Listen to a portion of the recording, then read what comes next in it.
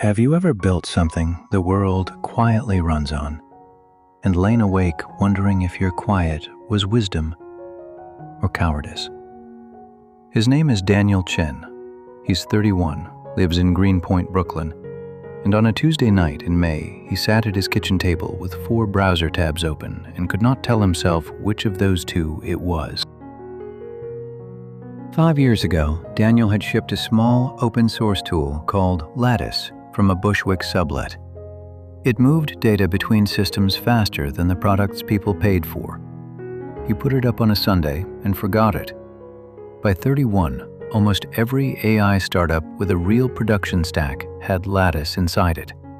16,000 stars, 35,000 a month from a paid pro tier, companies paying for single sign-on, audit logs, support contracts. Profitable 3 years. No investors, no co-founder, answered to no one. The thing that broke him wasn't being ignored, it was being wanted. A venture capitalist took the Brooklyn ferry Monday with $15 million for him to really build the company. Tuesday, the producer of a podcast he actually listened to emailed for the 4th time. Wednesday, a tech reporter left a voicemail. Thursday, a college friend with a similar tool launched on 17 million and got 5,000 likes in an hour. Daniel had said, "Let me think about it," 4 times in 5 days, and could not tell which side of him was speaking. On Friday, he told his partner, "I just need some space." From a December card, he pulled the line his father had written for 7 years running. "The garden's still here when you're ready." He drove his electric sedan 5 hours north and reached Charlotte, Vermont by noon Saturday. Walt was lean as fencing wire, a week of gray beard he'd forgotten to shave. He'd been a mixed animal vet in 3 lake towns for 40 years. The farm was Daniel's mother's family place. She'd been gone 7 years. When Daniel climbed out of the car, his father looked at him long enough that Daniel felt the Christmases he hadn't come, then said, "Coffee's on," and turned toward the kitchen. The bedroom upstairs hadn't changed in 20 years. Same iron bed, same braided rug, same view of the maple at the corner of the field. On the foot of the bed, Walt had folded the green and gray flannel Daniel had slept in the summer he was 9. After lunch, Walt walked him down the slope past the apple trees. At the lowest corner of the property, a rectangular stone sat sunk into the earth like a bathtub, a pipe trickling in from the hillside. The water was clear enough Daniel could see 2 minnows.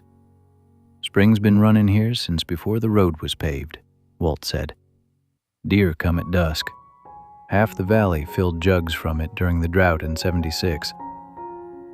Daniel looked at the slick green ring of algae on the inside lip. "Does it need anything?"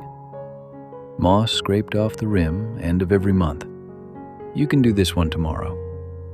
He handed Daniel a wooden-handled scraper, the handle worn dark from someone's thumb. Then he walked back up the slope and didn't look back. The first week he tried to do this thoughtfully. He drafted the VC reply and rewrote it 15 times, every version too cold, too warm, too eager, too proud. Replies to the producer and the reporter sat in drafts. Friday, the VC followed up.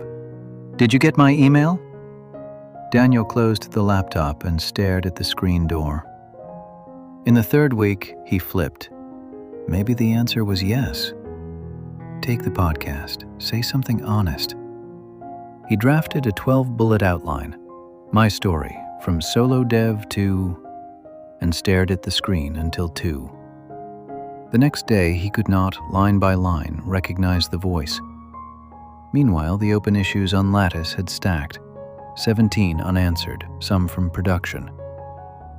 Lattice's only maintainer was auditioning for a version of himself he didn't believe in.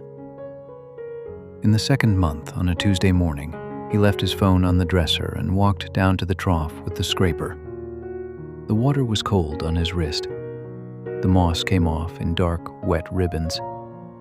A nuthatch worked the maple behind him. He didn't check the time. At some point, the sun had moved past the apple trees and he walked back up.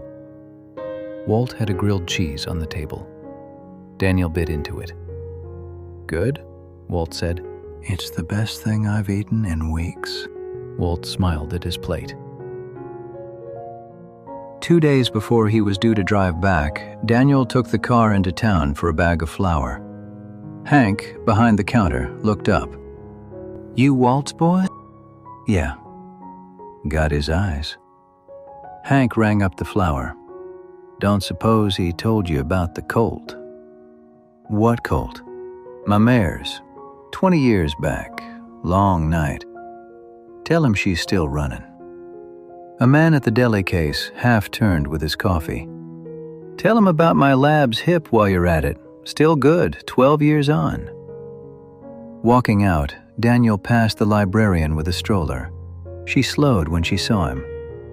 "Daniel, you're back." He hadn't seen her in 15 years. "You read every Hardy Boys we had," she said. "Tell Walt my Lily's bringing the bone diagrams home Saturday." He sat with her 2 whole afternoons. Daniel drove back with the flour on the seat and his hands tight on the wheel. He found Walt in the kitchen garden, sprinkling a handful of lime over a row of beans.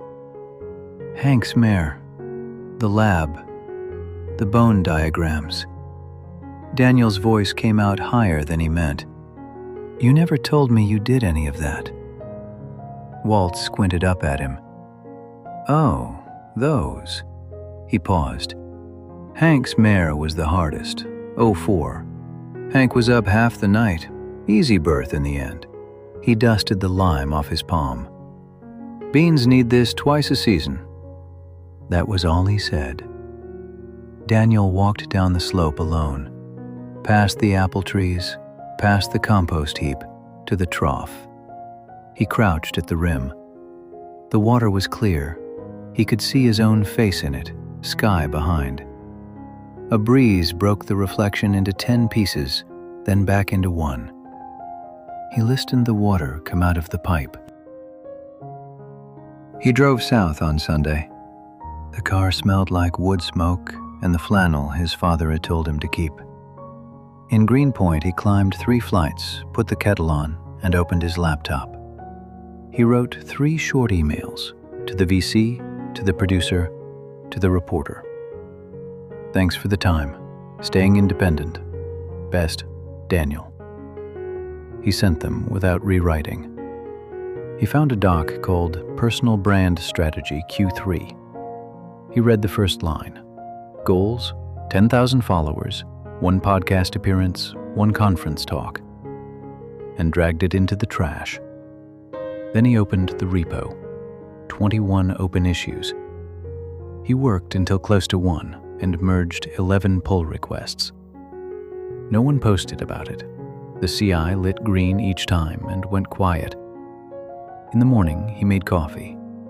He watched the tap fill the French press and let it run a half-second longer than he needed, just to listen. It sounded like the trough. On the desk, his phone vibrated. A podcast booker, a group chat he wasn't in anymore. He didn't pick up.